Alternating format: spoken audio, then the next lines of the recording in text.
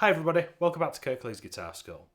In today's improvisation lesson, I'm going to show you a neat little trick that I've lifted out of Cream's version of Crossroads that involves mixing major and minor pentatonics. I think you're going to get a lot out of it. Stick around. If you head to the first link in the description, you can go. That'll take you to my website, and you can download the tabs and the diagrams for this lesson completely for free. Don't want anything from you. You don't have to sign up for anything, and you can. It's going to help you sort of get this across the line and perhaps see this pattern in a couple of different places on the neck. Also, have a look around my website while you're there. I'm sure there's some other stuff that you can get. There's over 100 free lessons there for you to check out. So, what are we up against today then? Well, it all started with this lick, and I think it's the start of the second solo. I could be wrong. Please do correct me in the comments. But it's this.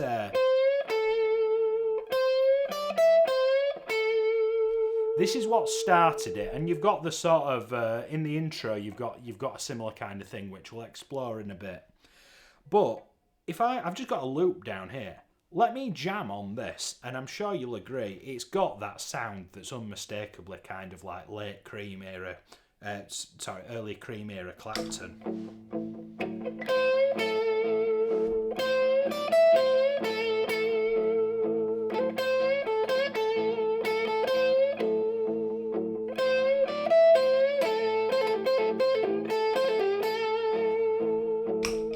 Now what I'm doing there is there's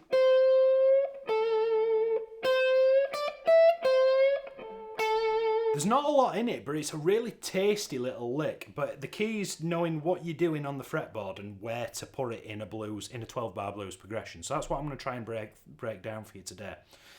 So I'm going to take the 13th fret. We're in the key of A minor, and currently I'm using the third position of the A minor pentatonic, right? I'm playing this 13th fret of the B string. I'm going to play that with my ring finger, and I'm going to bend it half a step, which means this note's a C, and I'm going to bend it just a smidge, so much so that it turns your C into a C sharp. This is crucial for the lick to work. I'm then going to take my index finger, and I'm going to play the 10th fret of the B string. Feel free to add vibrato to taste here. I'm then going to do the same in bar 2. I'm then going to go to the high E string, and I'm going to play the 10th fret, which is a D note. I'm going to play the 12th fret, which is an E note. And then I'm going to repeat this cycle here by the 13 on the B and then to the 10. So these two notes you've got. And then here, you've got a quicker version. Pause the video and get that under your fingers.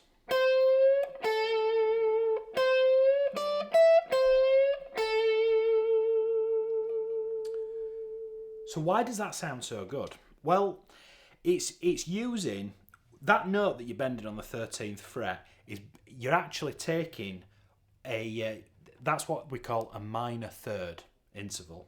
That note belongs in an A minor chord, and it's what makes the chord sound minor. I'll explain more about that in a second.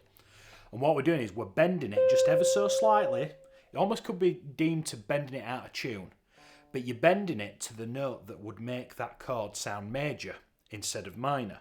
And what that does is it bends the listener's ear, and it gives it this really cool flavour that the 60s British blues boom, it's easy for you to say, did really well, was mixing these major and minor pentatonic scales. Think of similar players of that era, Peter Green, Jeff Beck, those kind of guys, right? So you're taking a minor note and making it major by bending it ever so slightly, but then you're coming back to the safety of the minor pentatonic. Now, a really good way to look at this is to think about this like all of the black notes here is the first position of the A minor pentatonic scale. I'd like to think most of you have seen that position before, yeah? Well, what we can do is you can briefly, almost like you do with the blues scale, but this is a little bit more refined, you can flirt with danger by adding this extra note into it. Now, I know some people call this the major blues scale. I don't know if I agree with that term because it mixes two very different concepts. But what this does is it gives you. Have you ever heard this rock and roll type? what I'm doing there is I'm hammering on between the 5th fret of the G onto the 6th fret to that blue note. And what that's doing is it's creating this lovely kind of... Now it's creating this dissonance in the music. Now, this will only work if you're playing over a 12-bar blues progression. This will only work if you're playing over what we call the root chord. In the key of A, the root chord is an A, right? If you're playing an A, if it's like an A blues thing, like Crossroads is, underneath everything, that's all Crossroads is it's a blues in A, or you're playing over a 7th chord, you know, think very... Think of that kind of thing.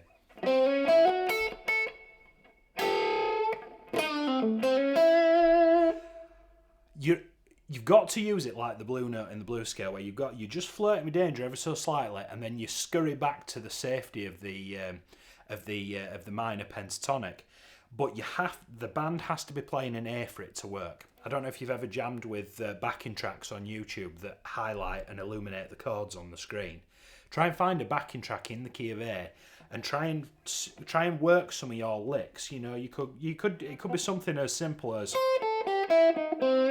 Sorry. Something along those lines, or even try and superimpose this lick that we've lifted from the Clapton thing. Now, this does feature at numerous points in the song, and the back end of the riff as well. Let me see where I've got that. Yeah, this sort of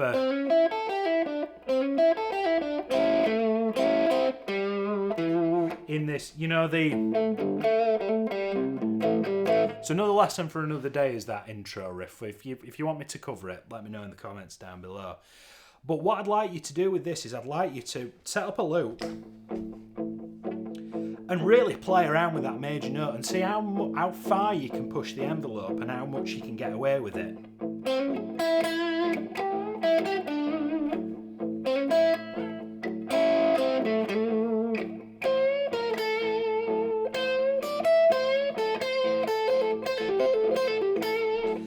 And you got to think about Clapton's playing in that style. There's a lot of flutters, there's a lot of triplets, there's a lot of hammer-ons and pull-offs. It's very kind of experimental because of what Cream were doing and Cream's mission. How would I practice this at home? I would be tempted to find a blues backing track in the key of A, use the minor pentatonic as your home, select maybe 1, 2, maximum 3 positions, score it out and plot it all out, tab it out, or diagrams, you know, of a similar ilk to this one. And try and sort of put markers as to where these notes are, and then start experimenting with when's a good time to go to those.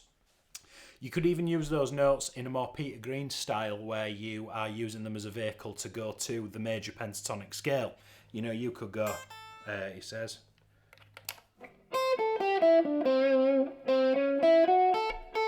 you could do the whole kind of Need Your Love So Bad type thing, maybe.